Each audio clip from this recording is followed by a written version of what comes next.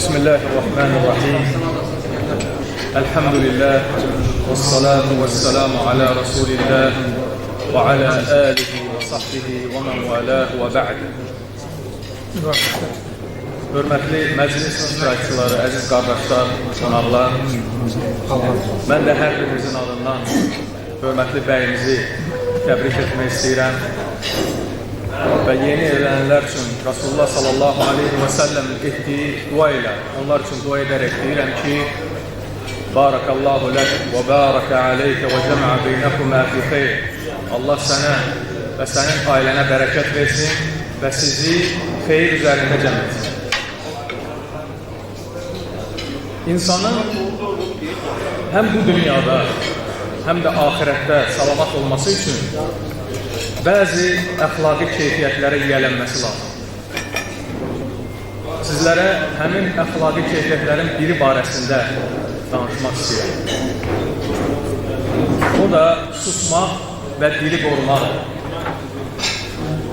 Dili öz başına bırakmaq olduqca təhlükəli, qorxulu və zərərlidir. Dilin törətdiyi cinayətlər onun bədəlini adətən bütün bədən üzvləri ödəyir.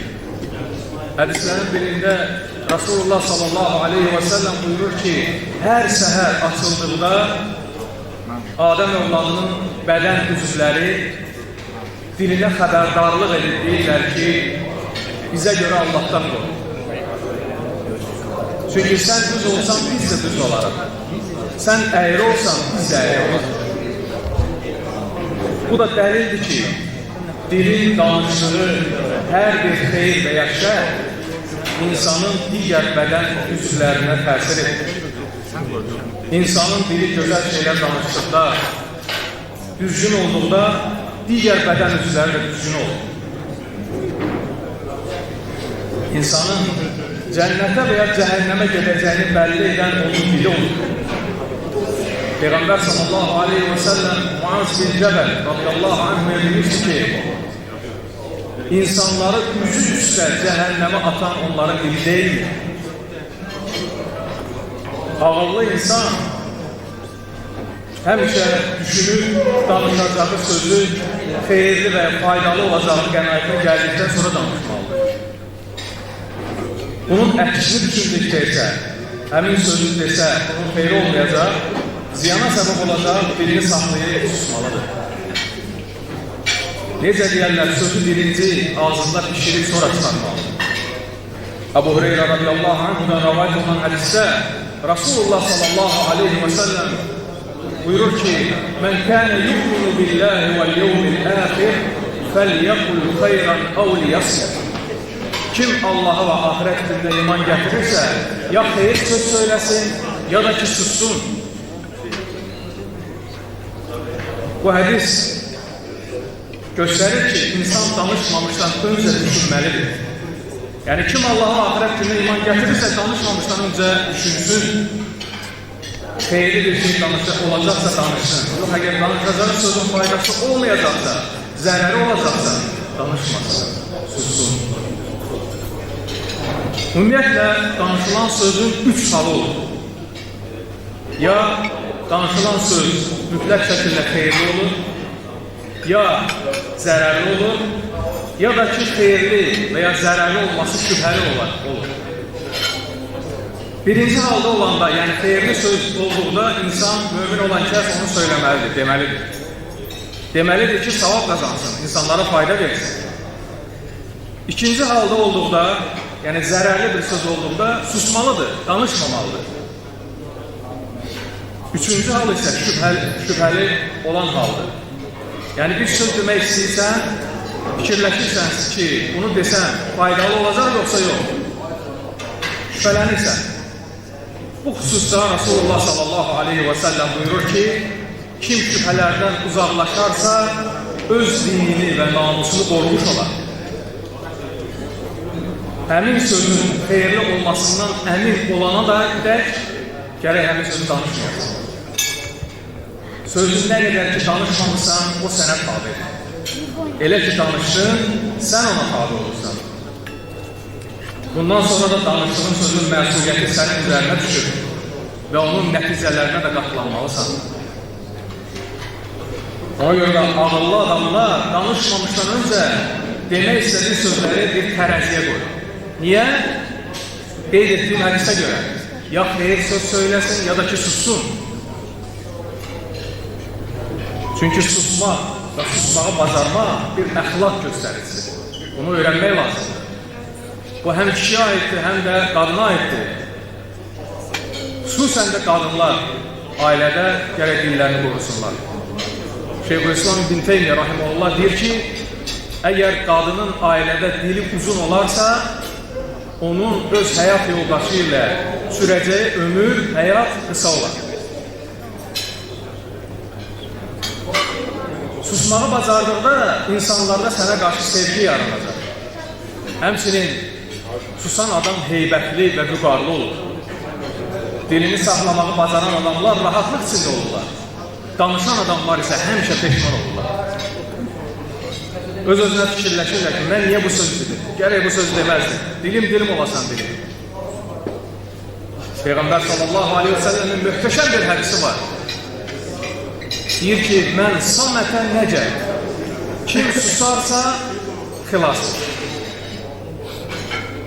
Susan adamın beyni rahat olur. Danışan adamın isə beyni həmişə narahat olur. Loğman əleyhissalam rəvayət olunur ki, belə deyir ki, insanın susması onun hikmətli və müdrik olmasının göstəricisidir. Lakin çox az adamlar buna riayət edirlər. Adətən danışmağın fəsadı çox olur. Hədislərin birində belə bir dua varid olur. Hər birimiz gərək bu duanı öyrənək və çoxlu edək. Rasulullah sallallahu aleyhi ve sellem deyir ki, Allahümme inni a'udhu bika min şerri sem'i ve min şerri basari ve min şerri lisani. Allah'ım, kulağımın, gözümün ve dilimin şerrinden sənə sığınıram.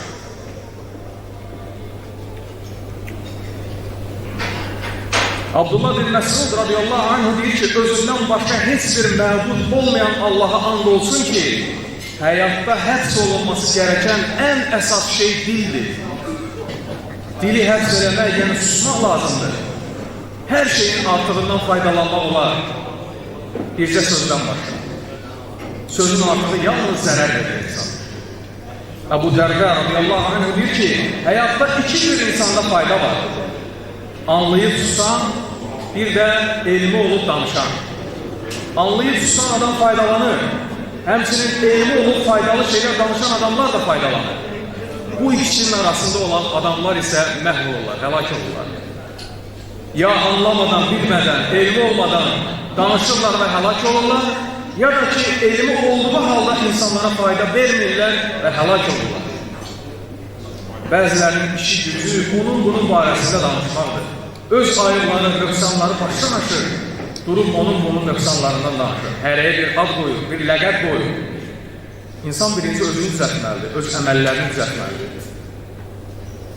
Belələri elə düşünürlər ki, yaxşı bir iş görürlər. Daha bilmirlər ki, danışdıqları hər bir sözə görə qiyamət günü izzət və cəlal sahibi olan Allahın qarşısında cavab verəcək. Sufyan əs-Səvri rahimehullah deyir ki, susmaq alimin bəzəyi, cahilin isə örtüyüdür. Ona görə də bilmək lazımdır ki, danışmaq elmin göstəricisi deyil hər zaman. Ola bilsin ki, bir saat danışsın, amma danışdığı cahillikdən başqa bir şey olmasın. Çalış az və mənalı, faydalı sözlər danış. Həmişə bu ayəni unutma. Qaf surəsində Uca Allah buyurur ki, Mə yəlfidu min qavlin illə lədeyhi raqibun atid. Danışdığı elə bir söz yoxdur ki, onu iki mələk qeyd etmiş olmasın. Xosrov və Şirin əsərində Dahi Nizami, baxın görün nə deyil? Az danış desinlər, sözündə güc var. Çox sözü dinləyən, çox nöqsan tutar. Çox söyləmək bəlkə sənə asandır. Çox oldu desələr, böyük nöqsandır. Ona görə də susmaq əxlaqını öyrənmək lazımdır. Çox vaxt insanlar arasında münasibətin pozulmasının səbəbi, boşanmaların səbəbi, günahların, haramların, bəlaların, əzabın səbəbi məhz susmamaq olur. Susmamaq insanı peşman edir. İstəyirsənsə ki, müdrik bir adam olasan, ağıllı adam olasan, heybətin olsun, ailəni qoruya biləsən, o zaman susmağı öyrən. Atalar gözəl deyir ki, danışmaq gümüşdürsə, susmaq qızıldır. Uca Allah'tan diləyirəm ki, bizləri eşli faydalanlardan etsin. Bir daha hörmətli bəyimizi təbrik edirəm. Amin. Velhamdülillahi Rabbil alemin.